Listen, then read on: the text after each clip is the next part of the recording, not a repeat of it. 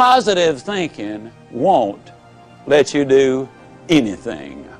I get so annoyed when I hear some people enthusiastically stand up and say, man, with positive thinking you can just do anything. Just believe it, and man, think about it positive enough, you can do it.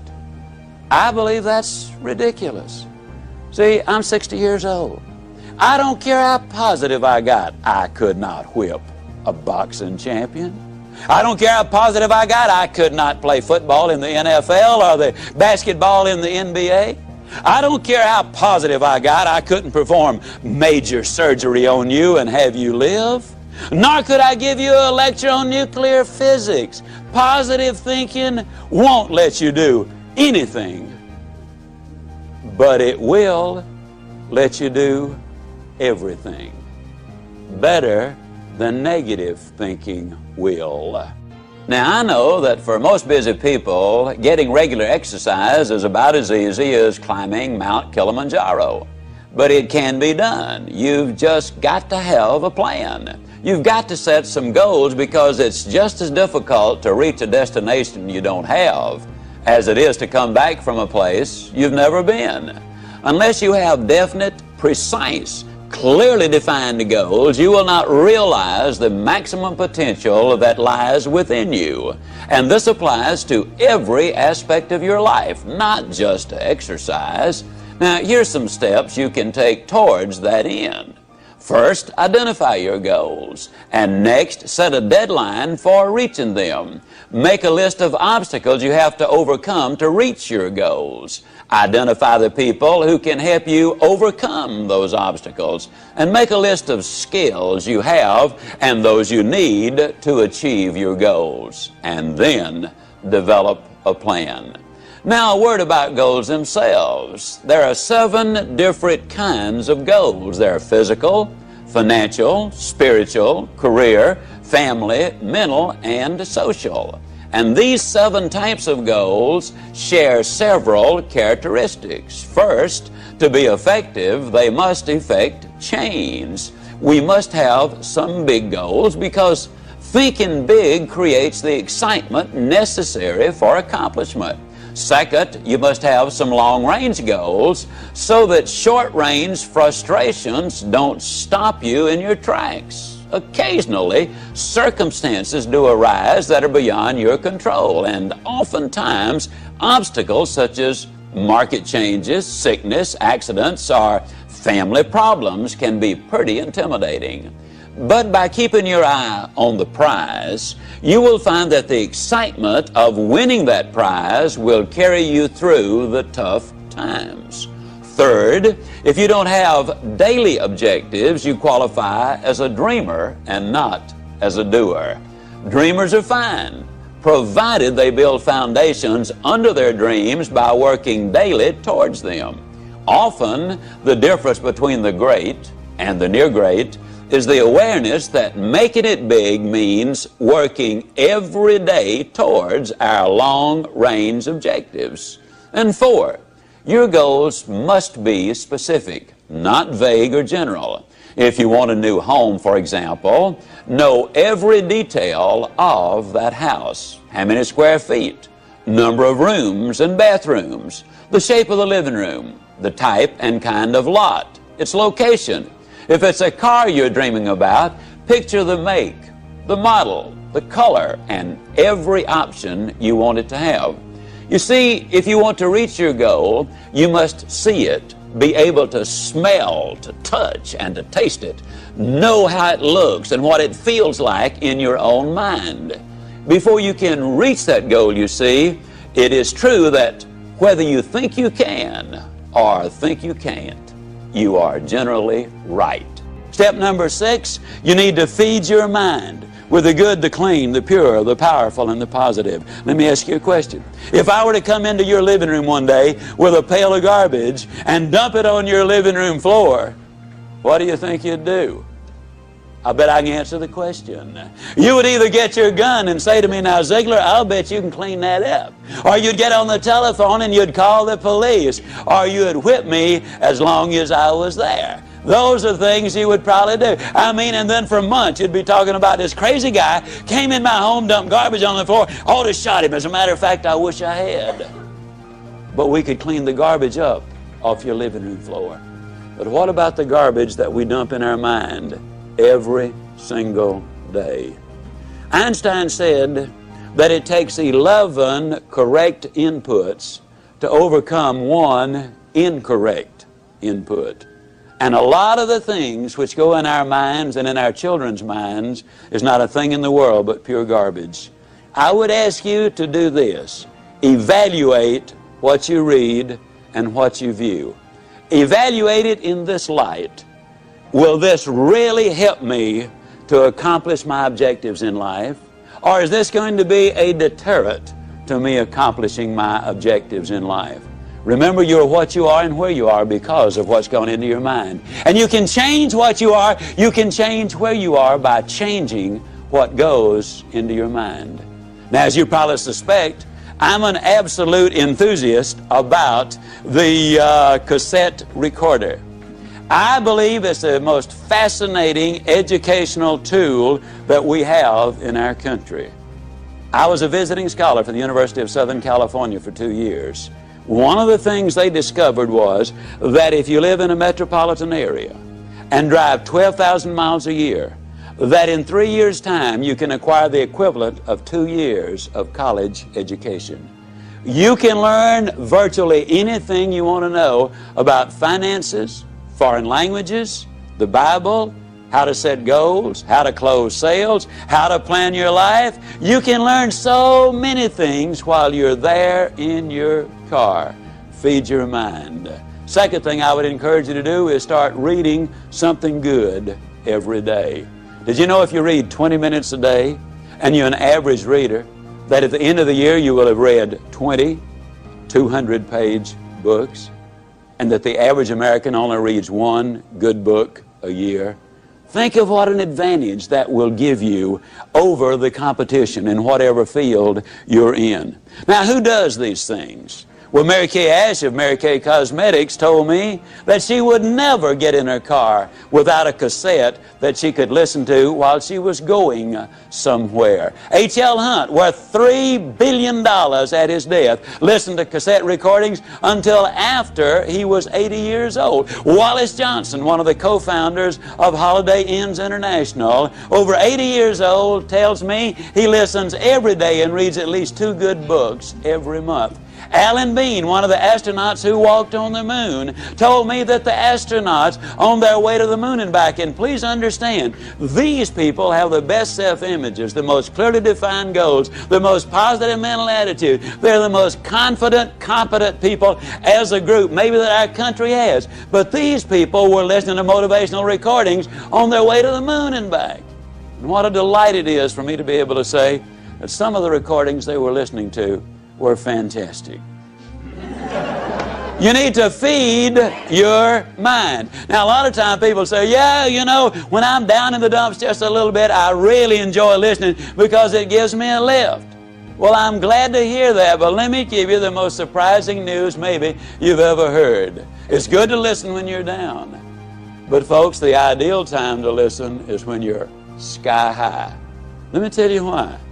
When you're down, sometimes you grab at straws, and sometimes you grab the wrong straw. Also, a lot of times, and here's the real benefit to listening, it triggers your imagination, stirs up all of the stored information which you already have in your mind, and a lot of the good ideas then come forth. But if you're too down to accept them, then you turn away the very best ideas of all. Listen when you're up. And then with those endorphins popping, and they do pop as a result of listening to good motivational recordings, when you listen then and new ideas pop in your mind, it generates even more excitement. Here's what we've discovered. You need to listen at least 16 times to get the complete message. That's the reason I say listen to this over 16 times, because you will get all of it then. It will become a part of you. Let me say it again. You probably have been in the process of making decisions right now. As you listen, you will make those decisions. But as you listen over and over, the decision changes to commitment. And once you've made the commitment, then you will seek the training which will make the difference, because that means behavior changes. And when you change behavior, then you start developing winning habits. And that's what this is really all about.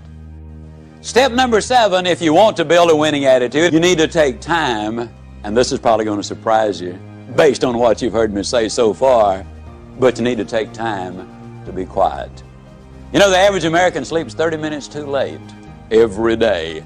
And when that opportunity clock does sound off, they hit the floor, I mean, in a dead run. They scoot past the kiddies' room on the way to the kitchen, they bang on the door, and they say, "Get up, kids, we got to go to school." Now, I don't have to tell you again, we were late yesterday morning, don't want it to happen again. And they scoot on back to the kitchen, they plug in the coffee maker and the toaster, and on the way back by the kids' room, they bang again. Now, what I tell you, not going to have to tell you again. They scoot in, they get dressed real fast, you know, they shave and apply their makeup, and by then the kids are up, they rustle them into the den, and they set a bowl of cereal in front of them, turn the television set on, running their mind and their body all at the same time. They gulp their breakfast down, they hop in their car, and woe be to that person who dares to pull in on them when they've got the traffic jump on them. I mean, it will be too bad for them if they do. They hustle down, they drop their kids out, they rush on down to their work, and they're busy all day, and in the evening they come home and repeat that process, and by the time they get ready for bed, after watching 3.5 hours of television, they are exhausted. You know what we need to do, folks? We need to take time to be quiet. You need to do it at least 4 or 5 times a week. A lot of people say, "Well, that guy keeps talking about time for this and time for that. I don't have time for all of these things." Let me tell you how you can create an extra 3 hours every day of your life, guaranteed. Get your TV guide out on Sunday afternoon and look at the shows that you really want to see that week.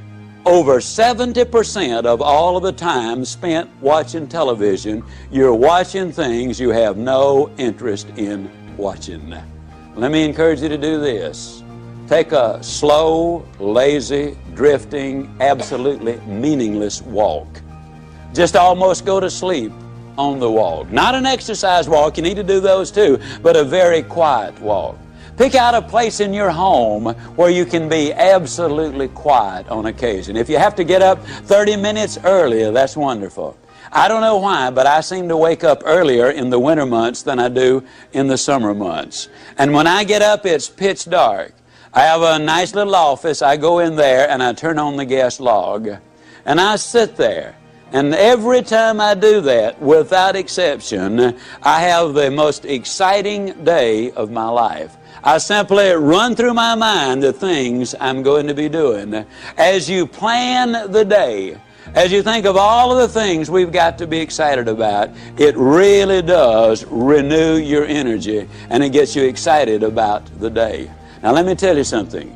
This is going to be one of the toughest things you'll ever do. When you sit down saying, "Well, I'm going to sit perfectly quiet for 20 or even 30 minutes, you will think of 2,868 reasons or things that you've got to do. You try to decide, do I raise the window or lower it? Do I turn the heat up or down? Do I cut the air conditioner off or do I turn it more full blast? Do I really need to go to the bathroom? Am I going to get me a cup of coffee? What is that noise against the outside? Maybe I better check up on that." Resist the temptation. Spend a few minutes in quiet, reflective thought. It does make a difference. Take time to be quiet. Step number 8, take time for those you love. Dr. Herb True, professor at Notre Dame, outstanding speaker, good friend of mine, suggested this, which I really think is so valid. Frequently, every 2 or 3 months, you should close your eyes and visualize that everybody whom you love, really love, were suddenly, completely, totally, and forever taken out of your life. Then ask yourself the question, what would your regrets be?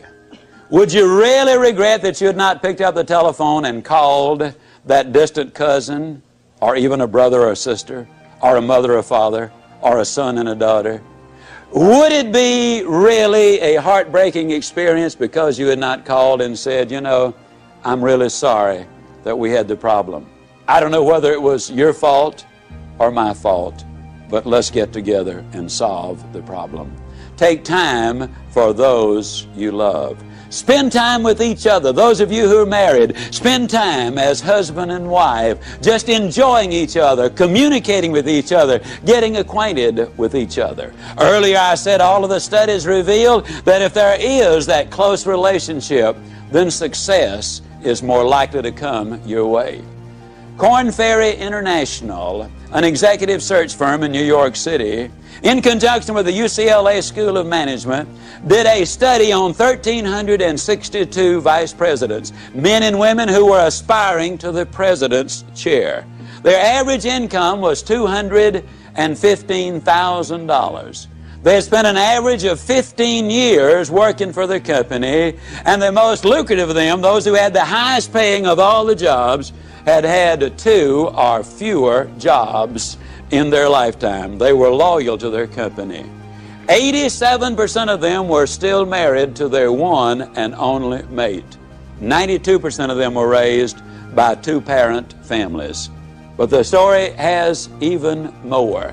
They said they considered integrity the most important characteristic in their success arsenal. 100% of them said hard work was absolutely necessary. 89% of them had 2, 3, 4, or more children. 71% of them also said that if they had more time, they'd spend it with their wives. 50% said with more time, they would spend it with their children. Incidentally, the average one worked a little over 50 hours each week. So they're not working those 80 and 90 hours a week that a lot of people might think they are. And they're living a balanced life. 89% of them also were either Catholic, Jewish, or Protestant, and their faith apparently had some meaning to them.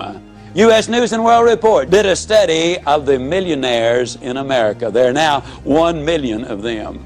They said the typical millionaire has gotten that way because he's earned his money or her money over a period of 20 to 30 years. They do work about 50 hours a week. They're still married to their high school or college sweethearts. In other words, the family is intact. Incidentally, a couple of other little things you'll be intrigued about this. They discovered that less than 1%, and the implication was it was considerably less than 1%, of all of the millionaires in America earned their money in music, radio, television, the movies, and all athletic endeavors combined. Considerably less than 1%. Intriguing, isn't it? Also, they discover there are far more salespeople who are millionaires than doctors. And me being a salesman, I kind of related to that one. I thought it was neat. Now, what does all of these studies really say? These studies say that if we can build that relationship with those we love.